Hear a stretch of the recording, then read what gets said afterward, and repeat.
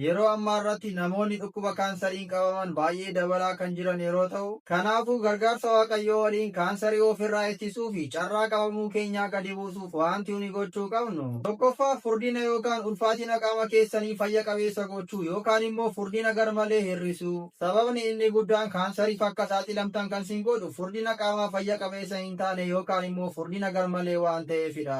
Lammaffaa immoo nyaatota keessan guyyaa guyyaa keessatti kuduraaf muduraa baay'isuu fi nyaatota qibaatii qaban immoo hir'isu.